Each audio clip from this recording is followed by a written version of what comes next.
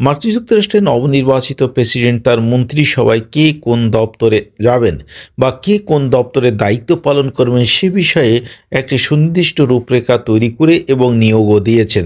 যদিও সে নিয়োগটি এখন সিনেটের নির্বাচনের বা সিনেটের অনুমোদনের অপেক্ষায় আছে। তো এই নির্বাচনের অপেক্ষায় থাকার আগেও একজনকে নিয়ে সবচেয়ে বেশি রুদ্ধদ্বার বৈঠক করেছেন মার্কিন যুক্তরাষ্ট্রের 100 সাবেক মার্কিন কর্মকর্তারা, সেই তুলসী দাস গ্যাবার্ডকে নিয়ে। সেটা নিয়ে আমরা আজকে বিস্তারিত আপনাদের সামনে আলোচনা তুলে ধরছি। প্রেসিডেন্ট নির্বাচিত হওয়ার পর ডোনাল্ড ট্রাম্পের মনোনীত ভারত জাতীয় গোয়েন্দা পরিচালক তুলসী গ্যাবার্ডকে নিয়ে উদ্বেগ জানিয়েছে সিনেটের রুদ্ধদ্বার বৈঠকের আহ্বান জানিয়েছেন যুক্তরাষ্ট্রের সাবেক প্রায় 100 কূটনৈতিক গোয়েন্দা ও নিরাপত্তা কর্মকর্তা।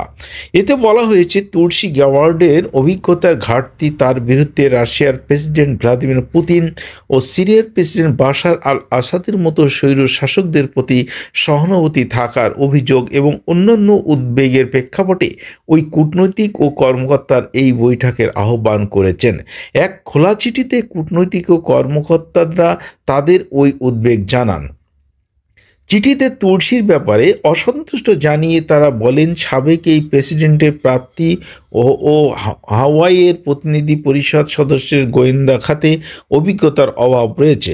2022 সালে ইউক্রেনের রাশিয়ার প্রদত্ত সামরিক অভিযান শুরু করা নিয়ে প্রচলিত ষড়যন্ত্র তত্ত্বগুলো তিনি ধারণ করেন। এছাড়া 2017 সালে দামেস্কের প্রেসিডেন্ট বাশার আল আসাদের সঙ্গে বৈঠক করার পর নিজেকে রুশ ও সিরীয় কর্মকর্তাদের সঙ্গে সংশ্লিষ্ট করে রেখেছেন তিনি। চিঠিতে স্বাক্ষরকারীদের মধ্যে রয়েছেন সাবেক উপরাষ্ট্রমন্ত্রী ওয়েডি শেরম্যান, ন্যাটোর সাবেক উপমহাসচিব রোজ গ্যাটেলমর, সাবেক জাতীয় নিরাপত্তা উপদেষ্টা অ্যান্থনি লেক আছেন বেশ কয়েকজন সাবেক রাষ্ট্রদূত, গোয়েন্দা ও সামরিক কর্মকর্তা এবং জাতীয় নিরাপত্তা সংস্থাগুলোর অন্যান্য ঊর্ধ্বতন কর্মকর্তারা।